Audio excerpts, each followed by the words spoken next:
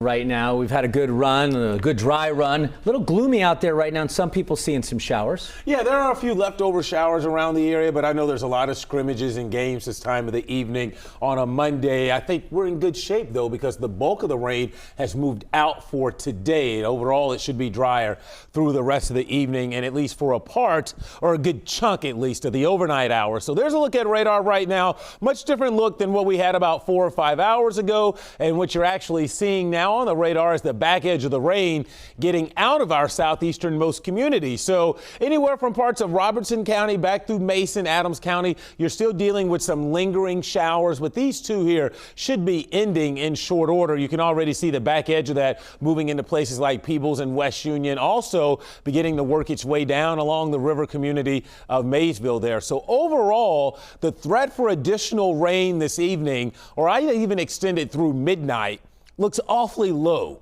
I don't think there's going to be much more during the first half of the night. Now, overnight before dawn on Tuesday, and then Tuesday into Wednesday, rain chances are pretty high. That's the story of the week around here. Often on frequent rain chances, and when it's not raining, it's going to be awfully humid out. Does this pattern sound familiar?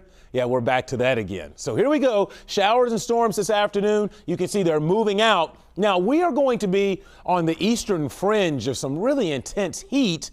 So what I expect to happen over the next several days, in essence, are clusters of showers and storms to develop on the fringe of that heat, and that basically will leave the Ohio Valley in the crosshairs of tracking clusters of showers and storms. Now, it's these same clusters of showers and storms that will also help prevent us from getting the most dangerous heat, which stays out towards the Mississippi River, but it won't prevent us from getting awfully humid.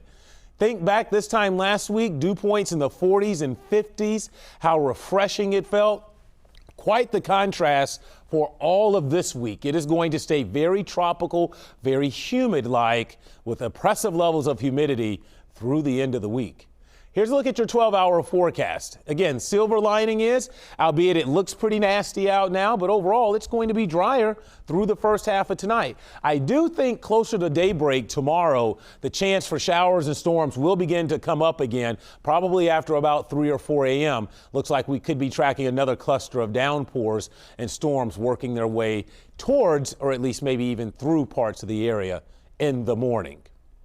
74 right now. Again, not a lot of rain at the airport. Obviously, some folks got a little more than that. We've got a nice muggy southwesterly breeze. Temperatures won't fall much here tonight. We're in the mid to upper 70s now. Temperatures have been held down by some of the rain, but because of the high levels of humidity, some clouds lingering around, I think we stay in the 70s pretty much all night. Now, here's Futurecast. Again, the rain chance is low. I won't rule out the chance for a downpour, but I don't expect much more this evening.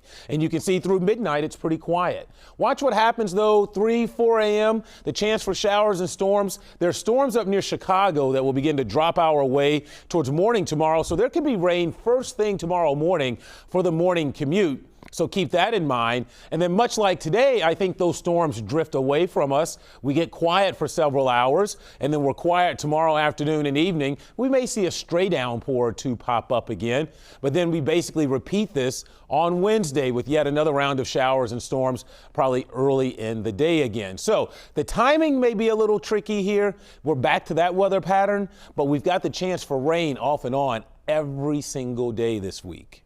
So 72 tonight, mostly cloudy with rain toward morning again.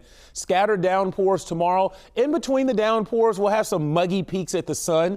Look for temperatures to top out in the mid-80s. I know mid-80s doesn't sound too bad, but when you factor in the humidity, you're going to sweat out there. It's going to be very uncomfortable all week. So the best chance for showers and storms tomorrow, the first half of the day, and then the coverage basically decreases. I still think there will be some lingering downpours tomorrow afternoon and evening, but the greatest coverage early.